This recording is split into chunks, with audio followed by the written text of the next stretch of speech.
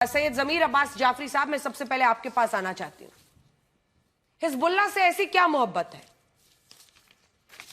कि हिजबुल्लाह पर अगर इजराइल बम गिरा रहा है तो आप इतने बड़े पीस टॉक को आप खतरे में डाल रहे हैं, या ईरान खतरे में डाल रहा है, इसकी धमकी दे रहा है? क्योंकि आखिर हिजबुल्लाह को तो लेबनान की सरकार ने भी बैन कर दिया है इसी मार्च में, इसी साल। जी शुक्रिया बहुत बहुत। हिजबुल्लाह एक पॉलिटिकल पार्टी है, अगर मेरी आवाज आपको आ रही है, और हिजबुल्लाह को कोई बैन नहीं कर सकता है। वो उसकी मिलिट्री विंग है, आप कंफ्यूज कर रहे हैं प्रोफेसर साहब।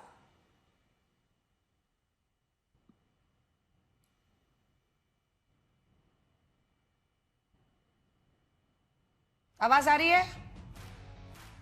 आवाज नहीं आ रही है उनको। चलिए उनके पास चलते हैं। यही लोग बार बार कहते हैं हिजबुल्लाह को डिफेंड करने की अब आदत हो गई है। थोड़ा सा ये समझना चाहिए, आपने जो बात कही मिलिट्री विंग है, उसी बात को मैं आगे बढ़ाऊंगा। असल में देखिए, हमारे यहाँ कम्युनिस्ट पार्टी है, मार्क्सवादी लेनिनवादी भारतीय कम्युनिस्ट पार्टी, इसी में एक विंग आगे जाकर होती है मार्क्सवादी भारतीय कम्युनिस्ट पार्टी माओवादी जो है वो हिंसक संगठन है, और ये चाहते हैं कि माओ के आधार पर, बंदूक के आधार पर हम सत्ता हासिल करें। तो उसका तो भारतीय सेना विरोध करती है ना, उन लोगों को भारतीय सेना मारती है। माओवादी एक आतंकवादी संगठन है, भले वो कम्युनिस्ट विचारधारा के। ठीक उसी तरीके से आपकी बात को मैं आगे बढ़ाऊं, हिजबुल्लाह होगी एक पॉलिटिकल पार्टी, हिजबुल्लाह होगी एक पॉलिटिकल पार्टी, लेकिन जो लोग हिंसक विद्रोह कर रहे हैं और हिंसा के माध्यम से सत्ता पाना चाहते हैं, वो हिजबुल्लाह भी वहां पर मौजूद है। और मौजूद है तो प्रत्येक देश को इस बात का अधिकार बनता है कि वो अपनी सुरक्षा करे। अब देखो, ये यहूदी लोग ना, इजराइल के टोटल तो एक करोड़ लोग तो है बेचारे वहां पे, टोटल पूरी दुनिया में 1.5 करोड़ होंगे। अब वो चारों तरफ से घिरे हुए, तो अपनी सुरक्षा के लिए वो करते रहते। आप उनको सेफ, उनका एक प्लेस दे दीजिए, प्रॉमिस लैंड है, वो वहां पर अपना सुख से रहेंगे। आप उनको वहां पर भी नहीं रहने दे तो अपनी सुरक्षा के लिए वो कुछ ना कुछ करेगा ना। हम लोग तो 140 करोड़ हैं, बिल्कुल शांति से रहते हैं। वो 1 करोड़ है, उनको एक छोटी सी भूमि दे दो, वो सुखी रहेंगे। और फिर मैं ईरान से कहता हूं, ईरान एक बहुत अच्छा मौका आपके पास आया कि पूरी दुनिया को विश्व शांति का संदेश दें। फिर आप एक आतंकवादी संगठन के लिए, एक मिलिटेंट ऑर्गेनाइजेशन के like Maoist in India, Hezbollah is in Lebanon, तो आपको उसका विरोध करना चाहिए, जैसे हम माओवादियों को विरोध करते हैं। अमित शाह जी ने खत्म किया नक्सलवादियों को, नक्सल मुक्त देश को घोषित किया। तो ईरान को भी चाहिए हिजबुल्लाह मुक्त, और इजराइल को भी चाहिए, और लेबनान को भी चाहिए कि हिजबुल्लाह मुक्त विश्व को घोषित करें, तभी तो विश्व शांति रह सकती। आप केवल धर्म के नाम पर, चूंकि ये मेरे समुदाय का है, सुन्नी समुदाय का है, या शिया समुदाय का है, या मुस्लिम समुदाय, इस आधार पर किसी आतंकवादी संगठन को आप सपोर्ट नहीं कर सकते। भारत के कम्युनिस्ट भी ये करते रहे। मैं बार बार दोनों को कनेक्ट इसलिए कर रहा हूं क्योंकि भारत के कम्युनिस्ट भी लगातार माओवादियों को सपोर्ट करते रहे। जेएनयू में जो भारत के कम्युनिस्ट है, वो माओवादियों की जीत पर खुशी मनाते थे, और सीआरपीएफ भारतीय पुलिस पर जब हमला होता था तो उस हमले को जायज ठहराते थे। ठीक उसी तरीके से जब हिजबुल्लाह वाले कोई हमला करते हैं इजराइल पर या दूसरी जगहों पर, तो ये उसका सपोर्ट करते हैं, क्योंकि वैचारिक रूप से एक है, धर्म के रूप से एक है। नहीं, इसे धर्म के, संप्रदाय, समुदाय के चश्मे से नहीं, बल्कि इंसानियत के नजरिए से देखना चाहिए। प्रोफेसर साहब जुड़ रहे हैं कि नहीं जुड़ रहे हैं? एक और खबर इस वक्त आ रही है, आपको बता देते हैं। होर्मुज को लेकर ईरान की ओर से बड़ा बयान आया है।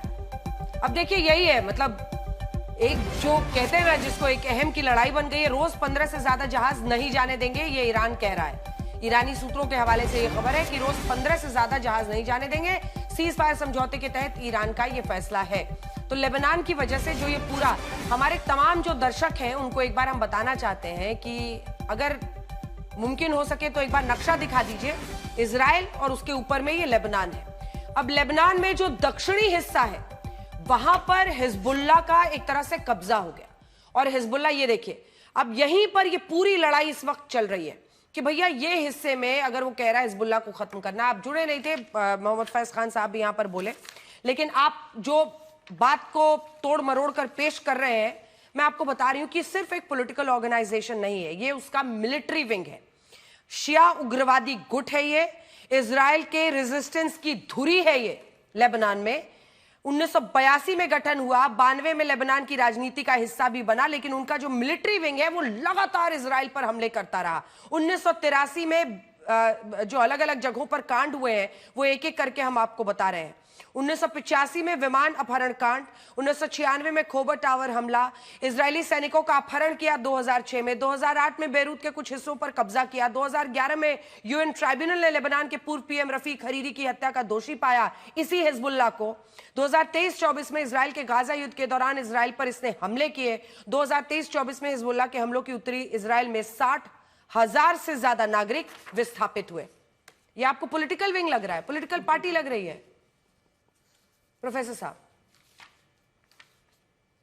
जी शुक्रिया, बहुत बहुत आदाब अर्ज करता हूँ। बड़ा गुस्सा आपको आ जा रहा है। मैं आपको सबसे पहले ये बता दूं, आपने एक पॉइंट स्टार्ट में मिस कर दिया कि 1980 में इजराइल ने पहले कब्जा किया और उसके बाद 1985 में हिजबुल्लाह बना। ये आप अगर थोड़ी सी हिस्ट्री अगर इसको ऐड कर लें तो आपके लिए चीजें क्लियर हो जाएंगी। ठीक है, दूसरी चीज ये है, थोड़ी सी ज्योग्राफी, हिस्ट्री और अकाउंट्स आप ऐड कर लें आज प्रोफेसर, और बताएं कि ईरान इसकी फंडिंग क्यों करता है। जब लेबनान की सरकार कह रही है कि भाई ये आतंकी संगठन है, तो ईरान क्यों फंडिंग करता है? थोड़ा सा ये अकाउंट समझा दीजिए आप। मैं सब समझा दूंगा आपको, अगर समझने के लिए तैयार हो तो सब समझा दूंगा आपको मैं। सबसे पहली चीज तो ये है कि अगर किसी मूवमेंट को आप, क्योंकि आपको लग रहा है वो टेररिस्ट ऑर्गेनाइजेशन है, वो ऑफिशियल इंडियन गवर्नमेंट का स्टैंड नहीं है। अब फिर आपने गोल पोस्ट चेंज किया। देखिए जमीर साहब, नहीं आप गोल पोस्ट रोज चेंज करते हैं और फिर कह रहे हैं आप समझना नहीं चाहती हैं, आप समझना। मसला मैं नहीं हूं, मसला हिजबुल्लाह है, मसला लेबनान है, मसला युद्ध में शांति है, मसला सीज फायर है। क्योंकि सीज फायर की तरफ बढ़ेंगे तभी दुनिया में शांति आएगी, तभी जो लोग सिलेंडर, गैस, ऐसी चीजों के लिए परेशान हो रहे हैं वो खत्म होगा। आप समझ रहे हैं कि नहीं समझ रहे हैं? Why this issue is a matter of concern. युद्ध नहीं, आप वही बात रोज कहते हैं भारत सरकार ने नहीं माना। अरे भारत सरकार की चिंता आप छोड़ दीजिए ईरान में बैठकर। मैं जो सवाल पूछ रही हूं उसकी बात कीजिए, क्योंकि इंडिया का इस डायरेक्टली इस फाइट में कोई लेना देना नहीं है। इंडिया किसको क्या मानता है वो आप छोड़ दीजिए। मुझे ये बताइए ना कि जिसने ऐसे आतंकी घटनाओं को अंजाम दिया हो वो पॉलिटिकल पार्टी तो हो नहीं सकती। लेबनान जहां वो रहते हैं, लेबनान की सरकार कह रही है कि भाई तुम आतंकी हो चले जाओ, और ईरान कह रहा है, डिफेंड कर रहा है। इस पर तो आप जवाब ही नहीं दे रहे हैं। मैं आपको सब जवाब दे दूंगा अगर आप जवाब देने दें और बीच में ना बोले, ठीक है? आप 30 सेकंड में बोलता हूं, उसके बाद आप 1.5 मिनट आप बोलती हैं, या तो आप वो जवाब 1.5 मिनट में इसलिए बोलती हूँ क्योंकि आप रोज, आपका रिकॉर्ड एक ही जगह घिसा रहता है। जैसे हिजबुल्लाह का नाम लूं, भारत सरकार ने उनको आतंकी संगठन घोषित नहीं किया है। अरे हमास का नाम लिया ना, इजराइल की पार्लियामेंट ने लिया। फिर आप टॉपिक पे रहिए और मुझ पर टिप्पणी करने से बचिए, नहीं तो आपका भी हिस्ट्री, ज्योग्राफी और टिप्पणी करेंगे तो फिर उसी में पूरा टाइम जाएगा। मैंने आपको पहले भी कहा है, please refrain from commenting on me. You please talk on the topic because I'm sticking to the topic. I'm not making personal comments on you, sir. Please stick to the topic. मैं आपसे सिर्फ इतना कह रहा हूं कि आप सवाल पूछते हैं तो जवाब भी सुने। बोलें। ये एक बहुत ही फेयर तरीके से इंसान का एक्सपेक्टेशन है कि सवाल का जवाब देने दे, पूरा जवाब सुन ले, फिर आप अपना जो भी आपको जवाब देना है, रिबटल देना है, वो मैं दूंगा, आप दीजिए, ठीक है? पहली चीज तो ये है कि हिजबुल्लाह का जितना भी आपने लिस्ट गिनाई, मैं आपको ओपनली चैलेंज करता हूं कि नॉन इजरायली और नॉन अमेरिकन इंटरेस्ट पर एक भी मुझे इंसिडेंट बता दे जहां पर हिजबुल्लाह ने अटैक किया हो, कहीं पर भी एक जगह। मैं आपको ओपनली लाइव प्रोग्राम में चैलेंज करता हूं।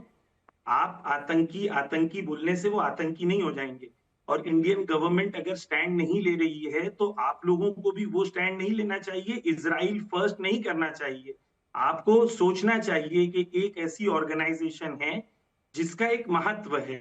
और आप देखें, जब इंडियन एम्बेसडर गए थे सैयद हसन नसरुल्लाह से मिलने के लिए, ये इंडियन मीडिया में प्रिंट में अवेलेबल है, तो उन्होंने क्या कहा था? उन्होंने कहा था कि मैं महात्मा गांधी से इंस्पायर्ड हूं, लेकिन इजराइल जैसा वहशी जिसने साबर शतीला जैसे मैसेकर किया है, जो यूनाइटेड नेशन ने मेंशन किया है, जहां पर मर्दों को मार के, औरतों को बलात्कार करके और मर्दों को उठा के उन लोगों ने कुएं में डाल दिया था।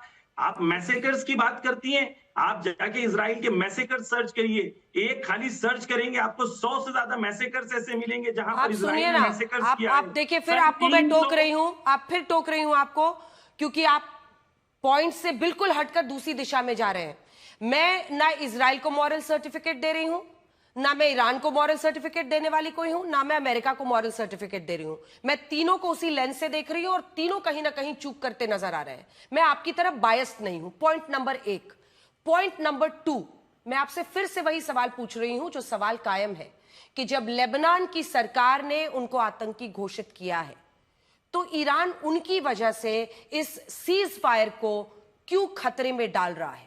सिंपल क्वेश्चन है। Please try to answer that. I am not giving a moral certificate to Israel. I am not giving a moral. आप देखते हैं कि रोज डोनाल्ड ट्रंप की नीतियों को लेकर किस तरह की मैं निंदा करती हूं अपने शो में, लेकिन आपसे जो मैं पूछ रही हूं उसका जवाब देने की कोशिश तो करें। आप बायस ना हो।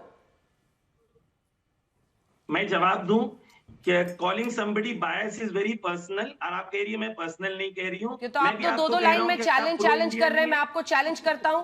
आप ऐसे क्यों बात कर रहे हैं किसी एंकर से? मैं आपको चैलेंज कर रहा हूं, मैं आपको चैलेंज कर रहा हूं, मैं आपको चैलेंज कर। Please stop this. All I am saying is please answer my question sir and I will move on to the other people. ये 6 लोग हम दोनों का चेहरा देखने नहीं आए हैं, ना हमारी ऑडियंस।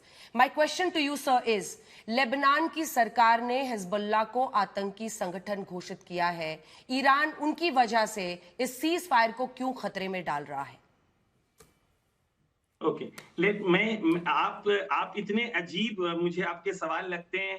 पहली चीज तो ये है कि कल इजराइल ने मैसेकर किया है, 300 से ज्यादा लोगों को 10 मिनट में मार दिया, जिसके अंदर 50% से ज्यादा बच्चे और महिलाएं हैं। और इजराइल के इस मैसेकर और टेररिज्म को आप आके जो मार रहा है, जिसने सीज फायर तोड़ा, उसको बोलने के बजाय आप उसको बोल रहे हैं कि जो मारा जा रहा है। अजीब सवाल है ये। आप ये सवाल नहीं समझेंगे, आप नहीं समझेंगे, आप नहीं समझेंगे ये सवाल, आप ये सवाल नहीं समझेंगे।